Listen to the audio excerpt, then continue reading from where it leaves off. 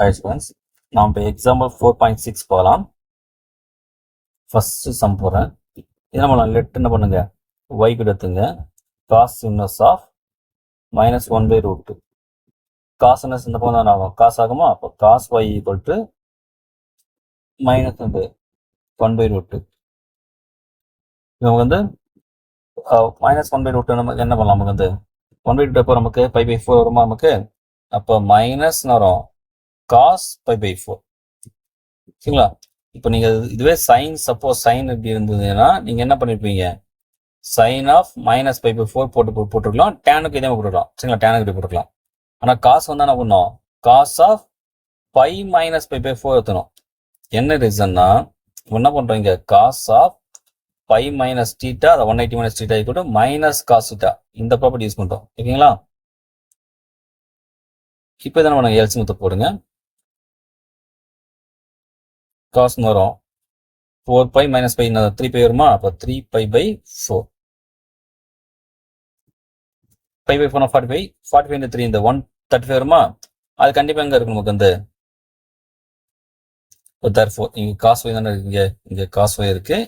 So இந்த இடத்துல cos Y இருக்கா? இப்போ therefore நம்ம இல்லைனா y ஈக்குவல் டு தரும் டேரெக்டாக.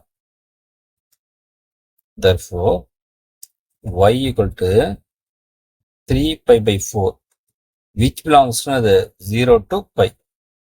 ஏன்னா 3π/4 சொல்றது 135, அது 0 வந்து 180 தான் இருக்கு. அவ்வளோ ஆன்சர் முடிஞ்சது. அது செகண்ட் போயிடலாமா? அது cos inverse of cos of 5/3 இருக்கு இல்லையா?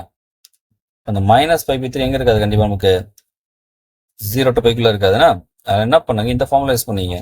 காஸ் ஆஃப் மைனஸ் டீட்டா வரும் காஸ் தீட்டா இல்லையா? Cos of minus theta equal to plus cos theta. சரிங்களா? இது ஏன் நம்ம யூஸ் பண்றோம்னா, இந்த மைனஸ் 5/3 இதில் எந்த இன்டர்வல் வராது நமக்கு, வந்து 0 to πல வராது. சரிங்களா?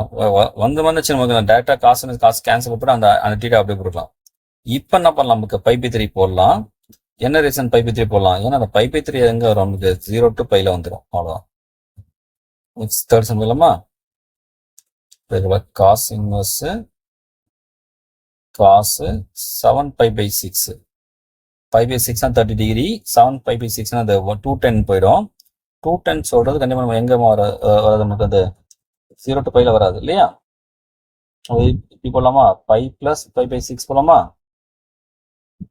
கேள்வி பண்ணுங்க. 1 7 7 1 6 6 அப்போ 1 போர்ஷன் 1 தானே, அப்போ 1 போட்டுருங்க. 1 6 6 சொல்லும்போது ரிமைனிங் 1 இல்லை 7ல அந்த ரிமைனிங் என்ன பண்ண, நீங்க 1 சொல்லி இங்கே யூனிட்ல போட்டு 6 போட்டுங்க. அது மிக்ஸ்டு ஃபிராக்ஷனாக வச்சு போடுங்க.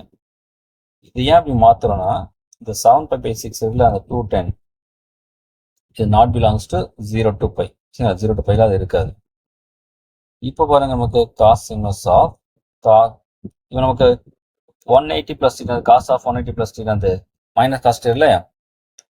காஸ் ஆஃப் 180 + θ தேர்ட் குவாட்ரண்ட் வரும், அங்கேயும் காசு மைனஸ் தான் இல்லையா? டேன் தான் ப்ளஸ் ஆக முடியும்.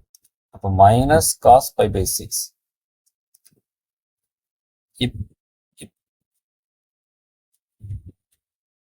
இப்போ நமக்கு வந்து மைனஸ் காசு என்ன பண்ணுவோம், காஸ் ஆஃப் 5 மைனஸ் θ எடுத்துப்போம் இல்லையா?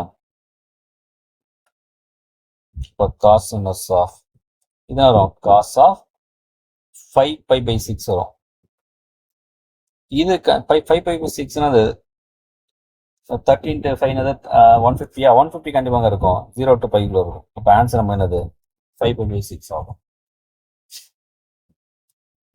அந்த பிரின்சிபல் டொமைன் 0 to πல அதுக்குள்ள ஆன்சர் வரணும். அது மாதிரி நீங்க பண்றீங்க.